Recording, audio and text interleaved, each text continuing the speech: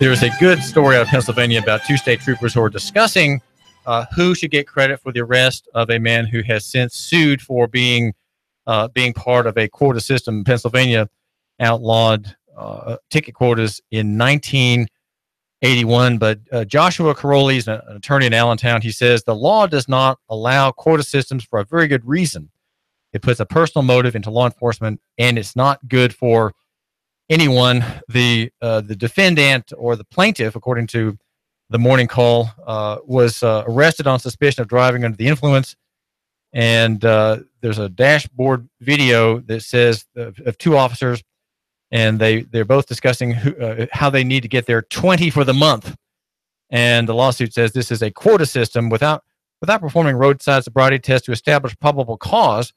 In a May 2015 arrest in the parking lot of a bar near Town, troopers are speculating whether the suspect sitting in the back of the cruiser is a DUI.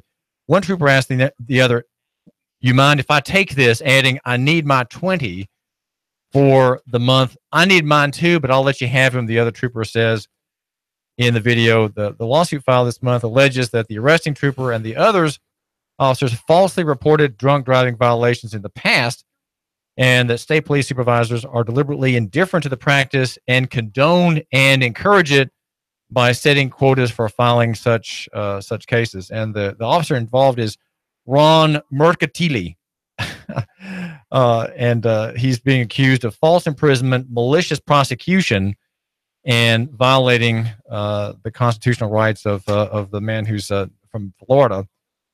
And these are things that you might say give law enforcement a bad name.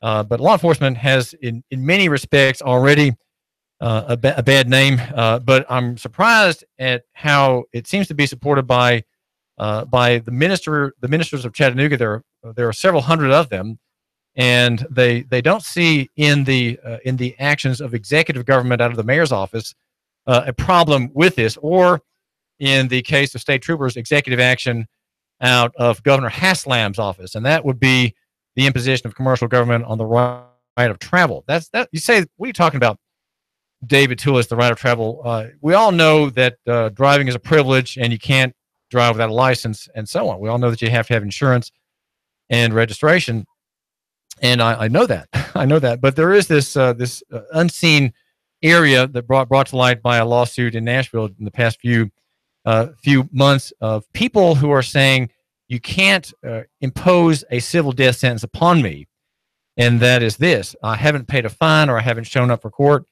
I've missed a child support payment, and you're taking my license from me and depriving me of a livelihood, and essentially saying you can't go anywhere unless you walk or take a scooter or ride a bike or take a bus, right? You can't use a public road.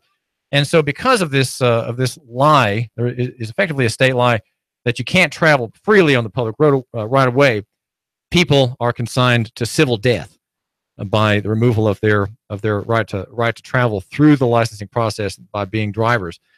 And so there's an important work being done here in the courts. An appeal was filed yesterday in the state of Tennessee versus Arthur J. Hirsch. He is a Christian man, the fiddleman of Lawrenceburg, and he is saying that he has a right to travel apart from regulation because he's not in commerce.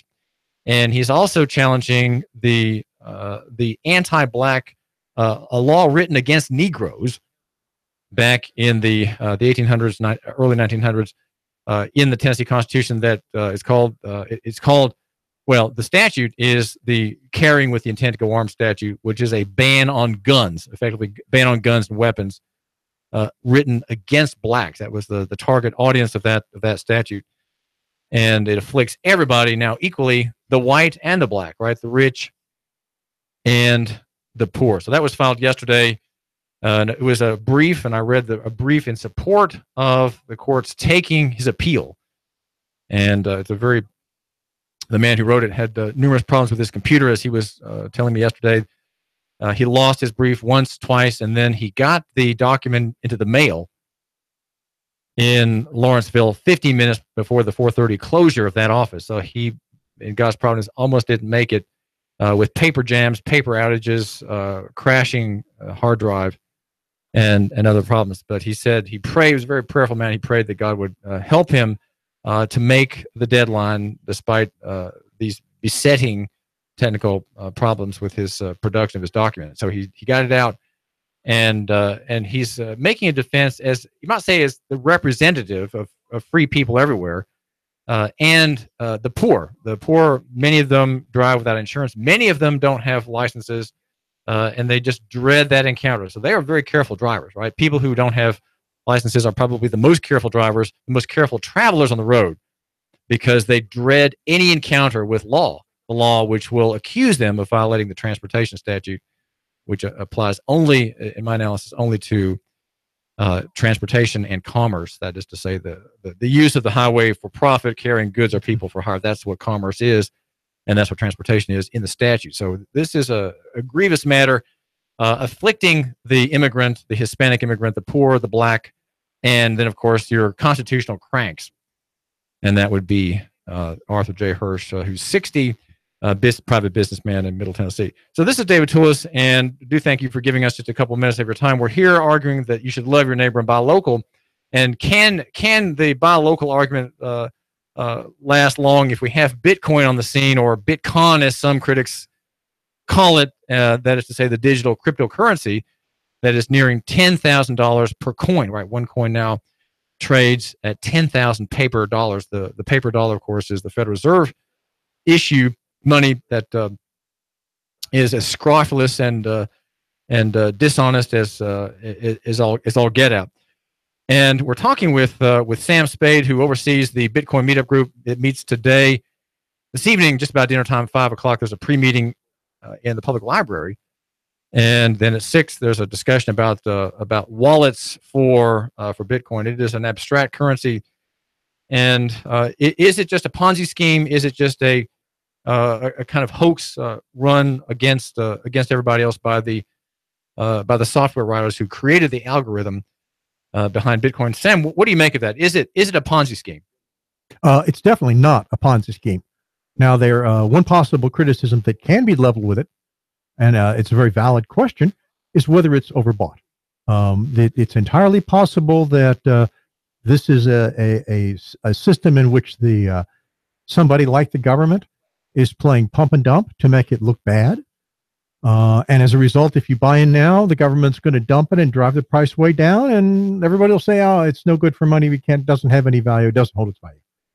On the other hand, it's entirely possible that what you see are people buying into it now because they see the entire fiat banking system all over the world on the verge of collapse, and they recognize that this is a way out of it. Why is the banking system on the verge of collapse?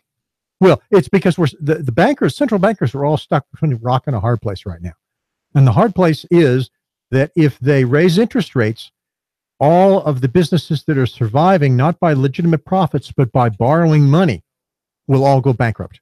And if they don't raise interest rates, then all of the businesses that require income, and that's things like insurance companies and retirement packages, they're all going to go bankrupt, and you're going to have massive defaults in that area. So they're stuck between a rock and a hard place, one way or the other. It's beginning to look like cryptocurrencies may be an alternative to a fiat banking system all over the world. So we've had mass inflation in all the paper currencies for 10 years to stave off the disaster that was winking at us in 2008, and to stop the demolition of all this debt. We've had a mass inflation, and you're saying that the central banks can't stop that because that would collapse what people have come to count on. Right? They've come to count on the drug of easy money. Exactly. I need to hit a definition here, just so your listeners are not confused. There are really two kinds of inflation, and you have to be careful when you talk about it. One is the inflation of the money supply, and that's what the governments all over the world have been doing. They have been using the printing press to generate huge amounts of money. And businesses, and I don't know whether you've noticed, but you walk into most retail stores and there's nobody there. Well, it's not just those retail stores, it's everywhere. The businesses are surviving only by borrowing money, and that's the money they borrow. The other side of the other definition of inflation is the inflation of the cost of money, price inflation. And that's something that you see at the supermarket when you buy something. That's what you see in the stock exchange when you want to go buy a stock or a bond. That's what you see if you decide you want to buy a house. Those are different. Well, I think there's some good things to say about, maybe not about Bitcoin directly, but I want to reserve doing that, but for later, but about the context of it. And that is, it does, and that is the fight for freedom, the fight for the marketplace to get out from under the centralized coercion of paper money that the listener has to take. The listener downtown on Main Street, Sam, has to take Federal Reserve dollars in tender of payment of debt. So if he has repayments coming to him, it's all going to be paid back in debased dollars in the future. He has to take it. And so that's a coercive system. There's no competition among mediums of exchange or media of exchange. And so Bitcoin is an alternative. And so it's a picture of the fight for freedom. It's a picture of the fight against centralization that began with the nation state in about the 1650s. And we can see collapse of state-based systems, the Soviet Union collapse. We can see the collapse of other systems of authority and control in particular markets, older markets like the cab business, the hotel business. These are all being undermined by internet-based rivals. And so I like the idea of Bitcoin as a challenge to the Federal Reserve System, but it seems, because it's not a referential currency, it doesn't refer to gold and silver, which are long-term historic stores of value, but is simply an artificial digital creation that it's not a real solution. It's a provisional solution at best to the problem of fiat paper money and inflation. Sam. Well, people have been trying for a long time to find a way to transmit the value of gold and silver directly. There was DigiGold. There were a couple of other methods that people had tried to set up to be able to transmit the value of gold back and forth without using the banking system. None of them have been successful. Bitcoin. Why not? Mainly because the gold exists in a physical place, and the government comes down and grabs all the people involved in running the system at the physical place, throws them in jail, confiscates the gold. They can't do that with Bitcoin. They can't do that with Bitcoin because there is no physical place. It's hard to understand. If you've got money in a bank, let's say you have money in Bank of America, what you really have, the only claim you have on Bank of America, is that in their central computer, in a memory location, there is a number on it with your name tied to it, and that's the only claim you have. With Bitcoin, it's the same thing. There's a computer, there's a memory location, and your ID, it's not your name, your ID is tied to that. The difference is that with Bitcoin, there are 10,000 of those computers scattered all over the world. So with the bank, if you want that money, you have to fight with Bank of America to get it. If you want your Bitcoin, you go to any one of the people that runs off of one of those things, and you can get your money. So that's one of the big differences. Well, you're using Bitcoin with a capital B, but Bitcoin with a small b is a reference to cryptocurrency. There are apparently many of them. I think Ethereum may be number 2. But if you have dozens and dozens of cryptocurrencies, what does that tell the listener? Is it confusion, or is it options? Let's be a little more careful about definitions, and because you can't see the big B versus the little b on the radio. So let's call them cryptocurrencies rather than Bitcoin. And what it tells the listener is that Bitcoin is very much like the Wright brothers flyer with a big B, Bitcoin, in that it did something for the first time that has never been done in the history of man. And all of a sudden, everybody took notice and said, that's fantastic, but I can do better. And so what you're seeing is the market result of this, in which many, many people put out suggestions for what will do better. Now, most of them are going to die. Some of those are going to be included in new currencies. Some of those are going to be included in improvements to Bitcoin. I have no idea what's coming out the other side. All I know is it's going to be big, and if you want to be involved in it, if you want to be part of it, if you want to profit from it, you need to learn now what's going on, and Bitcoin is the first one. It's the best one to learn on. Well, what about the thievery of cryptocurrencies? There was a $170 million theft earlier at one of the earlier exchanges. What about inflation? Again, maybe inflation would be one, but I understand in Bitcoin, Sam, there's a set number of coins that are mineable according to the algorithm, and then no more will be produced. So That's if correct. you have a fixed supply, you have a very good point in favor of your system, because in gold and silver, there's a rather fixed supply of gold and silver. Though more is produced every year from the mining industry, it is effectively limited, and you can't create tons and tons all at once. It's a limited amount. That's right. So in the cryptocurrency area, what about inflation? What about counterfeit Bitcoins or counterfeit Ethereum coins? Well, actually, that's one of the clear growing wins that's indisputable for cryptocurrencies, is that so far nobody has been able to figure out how to counterfeit any of the cryptocurrencies, or at least have been able to counterfeit Bitcoin. Now, I can't say for certain about the others, because some of them are very new and very untried and haven't been around long. But Bitcoin has had everybody in the world trying to counterfeit it, trying to break it, trying to prove that it's not a working system for the past 9 years, and they have all failed. And what you're seeing right now, one possible cause for the sudden explosion in price, is the realization by a broader group of people that Bitcoin is robust. It's not going to fail. It's here to stay. It's like the Wright brothers flyer. You better get in on it if you want to start working your way up into aviation in the future.